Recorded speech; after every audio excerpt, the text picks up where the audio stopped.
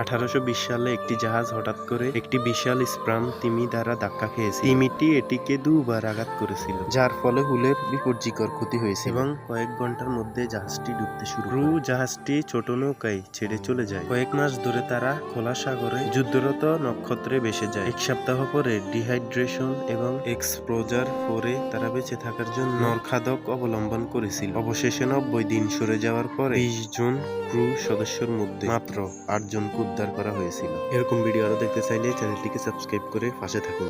1820 সালে একটি জাহাজ হঠাৎ করে একটি বিশাল স্পার্ম তিমি দ্বারা ধাক্কা খেয়েছে। তিমিটি এটিকে দুবার আঘাত করেছিল, যার ফলে হুলের বিপর্যয়কর ক্ষতি হয়েছে এবং কয়েক ঘন্টার মধ্যে জাহাজটি ডুবতে শুরু করে। জাহাজটি ছোট নৌকায় ছেড়ে চলে যায়। কয়েক মাস ধরে তারা খোলা সাগরে যুদ্ধরত নক্ষত্রে ভেসে যায়। এক সপ্তাহ পরে ডিহাইড্রেশন এবং এক্সপোজার পরে তারা বেঁচে থাকার জন্য নরখাদক অবলম্বন করেছিল। অবশেষে 90